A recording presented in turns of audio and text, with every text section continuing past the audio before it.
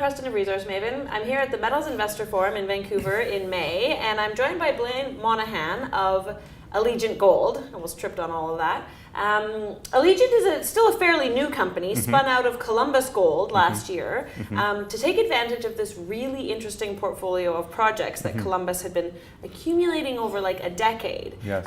So lay the groundwork for us. Why is this portfolio such an interesting asset, and why did it deserve its own company? Yeah, thanks, Gwen. We felt the timing was right to spin out Allegiant Gold, this portfolio of 14 gold projects in the US. So they were in Columbus Gold's portfolio for over a decade. And we just felt the timing was finally right, an improved environment for the price of gold. And we wanted to do them justice. So when you have a deposit that's close to 5 million ounces gold in all categories, like we do with Columbus Gold and Montaigne d'Or in French Guiana, we felt that these earlier stage projects were being overlooked. Totally. So in a rising gold price environment, we felt the timing was right to spin them out, which we did. So we spun out Allegiant in January this year. We have 14 gold projects in the US, 11 in Nevada. And the real key to Allegiant is not only the jurisdiction, the high quality portfolio of projects, but the CEO, Andy Wallace, who has been behind 5 gold mine discoveries in Nevada. So we're really excited by Allegiant, and we're looking forward to getting to work and doing the work that's required to make some new discoveries.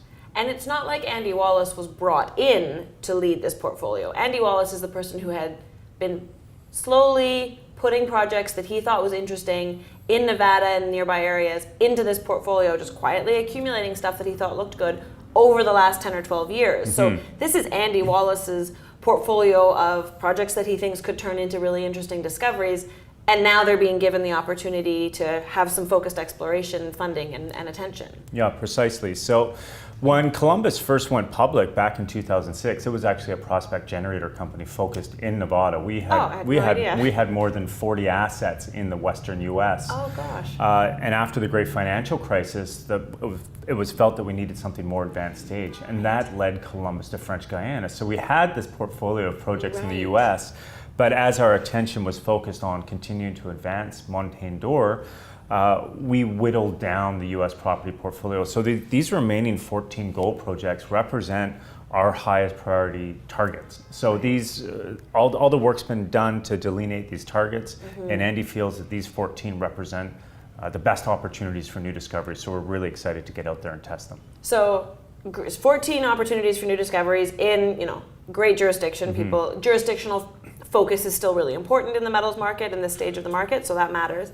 The flagship project in the portfolio is Eastside. Eastside already has 720,000 ounces of gold in a zone that's in a deposit that's nicely shaped, but where there's pretty clear opportunity to expand it, and you guys are already having some good success doing that. We are. So I would say that our focus this year is twofold. One is looking to double the resources at Eastside, where we do have approximately 750,000 ounces gold.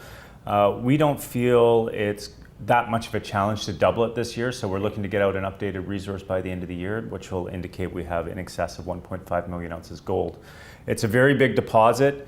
It's over a kilometer east-west, a kilometer north-south. And this is at surface. Metallurgy looks to be pretty easy. This is going to be, if it develops the way we envision, it would be a pretty conventional open pit heap leach gold mine. Right, so in Nevada, good stuff. There's a lot more work that has to get done. It's a very big system, and who knows how long it'll take for us to actually delineate the boundaries of it. So Eastside itself is a very large project. It's over 67 square Ks. The original zone is just one part of it. Yeah. There are other historical resources, other targets, but we feel our money is best spent looking to double resources at the original zone before looking to test some of the other targets. Perfect. So that's one part of our program this year. The other part is looking to test 9 other exploration stage projects, and we're really excited to do that because obviously there's nothing like new discovery to really generate returns for shareholders and create that excitement and momentum, and absolutely, it's just a very exciting, wonderful thing to be a part of. So we're hopeful that any one of the 9 projects we drill this year is going to bear that sort of fruit. And I mean, the advantage of having 9 projects that you're testing is essence of exploration is that lots of things don't work, but when you have a lot of targets to go through, and they're targets that have had